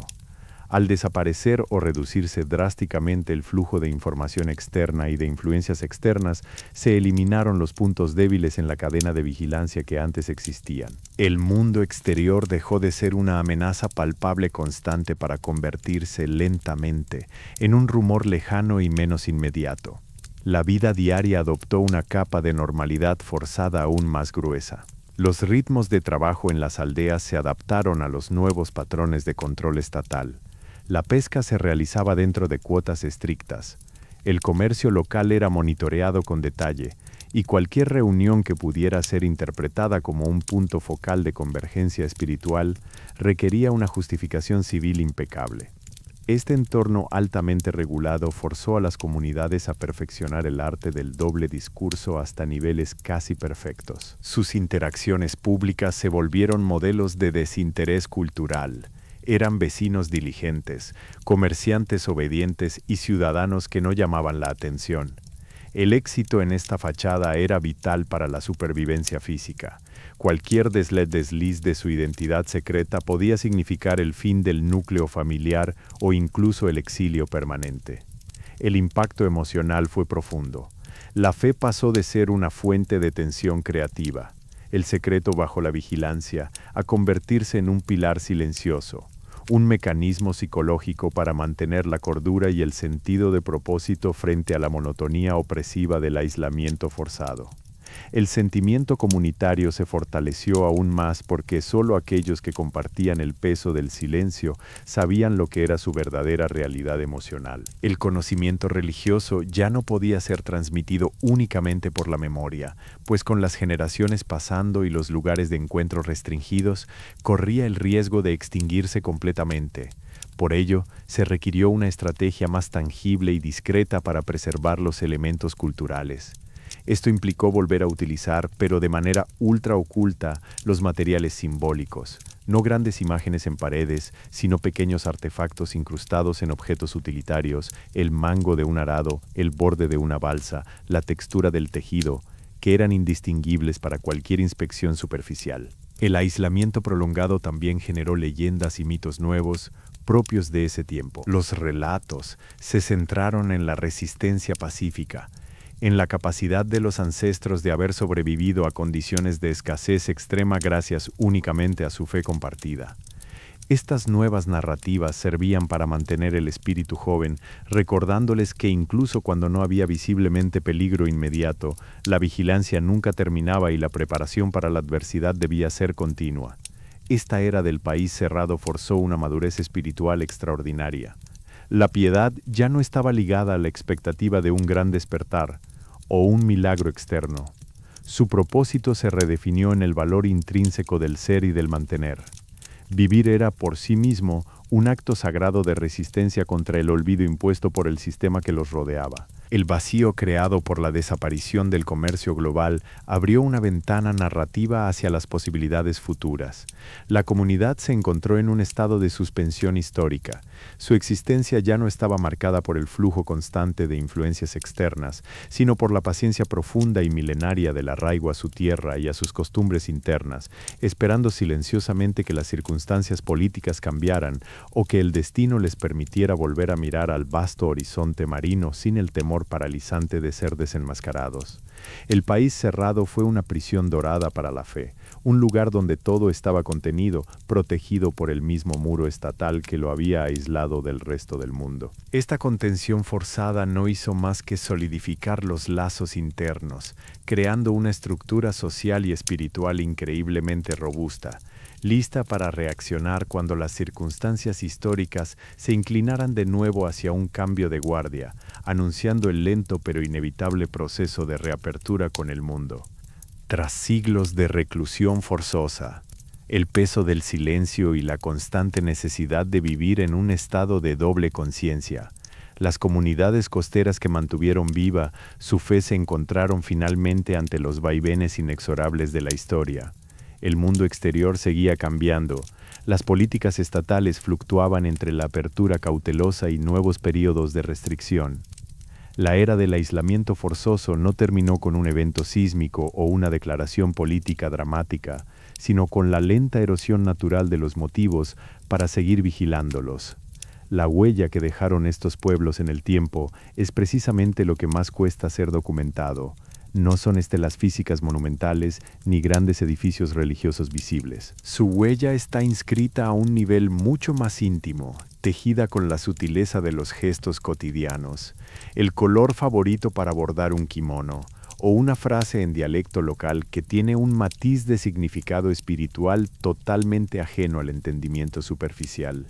Es una impronta cultural tan delicada como persistente, Esta huella se manifestó primero en las artes populares y artesanales. Cuando la iconografía religiosa era imposible, el arte se replegó sobre lo utilitario. Los patrones de los textiles, por ejemplo, un cierto nudo trenzado en el borde de una red de pesca o el motivo repetido en la madera tallada de un pequeño bote costero, dejaron de ser meros diseños estéticos para convertirse en códigos cifrados. Observar esos patrones se convirtió, para los iniciados, en leer un fragmento de su historia doctrinal y comunitaria sin levantar sospechas ante ningún ojo profano. Cada artesano que trabajaba estas formas llevó consigo no solo la técnica, sino también el peso del secreto ancestral. Más allá de lo material, la huella más profunda es lingüística y ritualista. Los dialectos locales adoptaron inadvertidamente giros gramaticales o palabras que, aunque semánticamente neutras para un oyente externo, contenían resonancias espirituales específicas para ellos. El lenguaje se convirtió en una capa extra de seguridad. Era el último baluarte contra la detección total del secreto. Hablar con esta conciencia constante de lo invisiblemente significativo elevó la conversación ordinaria a un nivel de complejidad artística y resistencia psíquica que pocas culturas pueden igualar. La fe, al haber pasado por todas estas transformaciones, del esplendor visible del encuentro, pasando por la rigidez del auge, el terror de la prohibición y la disciplina de los rezos disfrazados, se volvió extraordinariamente maleable. No dependía de un solo pilar doctrinal. Su fuerza radicaba en su capacidad para ser en cualquier contexto. Esta flexibilidad es, quizás, el mayor legado espiritual. Demostrar que lo esencial sobrevive no por imponerse, sino por adaptarse a la más extrema condición posible y seguir existiendo sin hacer ruido. Esta resiliencia creó una identidad cultural única, un profundo sentido de pertenencia basado en la compartición del riesgo y del misterio. La comunidad dejó de definirse solo por su creencia religiosa. Comenzó a definirse por quiénes eran los que sabían ese secreto, creando un vínculo que trascendía incluso el concepto biológico de familia, uniéndolos en una hermandad espiritual perpetua. Cuando las circunstancias políticas finalmente permitieron una nueva forma de interacción con el mundo exterior, cuando la necesidad económica y el deseo cultural superaron por fin el miedo al control estatal, la reincorporación fue gradual y dolorosamente lenta. Los antiguos protocolos de clandestinidad no se desmantelaron de un día para otro. Más bien, fueron sustituidos por nuevos rituales de cautela que reflejaban el trauma histórico vivido. El reencuentro con el mundo exterior, aunque vitalmente necesario, exigió una nueva fase de adaptación. Pasar del modo de supervivencia absoluta al modo de la coexistencia respetuosa. Sus devotos aprendieron a interactuar en los mercados y las plazas sin desvelar su secreto, manteniendo siempre esa capa protectora que había sido su escudo más valioso durante siglos. Esta hazaña colectiva, la capacidad de vivir una vida pública perfectamente normal mientras mantienen un universo privado tan rico y complejo, es la síntesis de toda la experiencia narrada. Es el testimonio vivo de que el espíritu humano, cuando se enfrenta a la opresión total, encuentra formas de manifestarse no en grandes gritos o revueltas, sino en ecos silenciosos, en la resistencia pausada del corazón y la continuidad del recuerdo. La huella, por lo tanto, es un recordatorio constante de que las verdades más profundas no están inscritas en piedra o pergamino.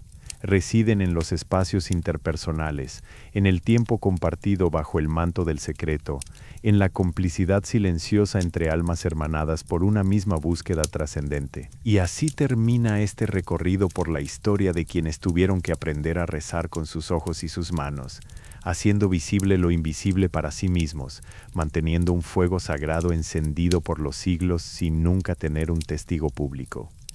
Han demostrado que el verdadero templo es aquel que se construye en la memoria colectiva y en el pacto inquebrantable entre almas. Llegando a este punto final, nos invita esta historia a reflexionar sobre lo que realmente significa preservar una verdad profunda. La fe de estos pueblos no fue un dogma que resistió las invasiones, fue un estilo de vida, una forma de ser y entender el tiempo que demostró que su raíz era más fuerte que cualquier decreto real o ley escrita. Y ahora que la noche ha caído sobre nuestro relato, te invito a llevar contigo esta calma profunda. Esperamos que estas historias te hayan acompañado en tu travesía hacia el descanso absoluto. Si este viaje te ha brindado, aunque sea un momento de pausa y reflexión tranquila, te rogamos con profundo respeto que nos lo hagas saber. Nos gustaría mucho contar con tu apoyo para seguir contando más historias como esta, suscribiéndote a nuestro canal. Que encuentres paz en el silencio, que duermas tranquilo y reparador, sabiendo que la luz del recuerdo nunca se apaga completamente. Buenas noches.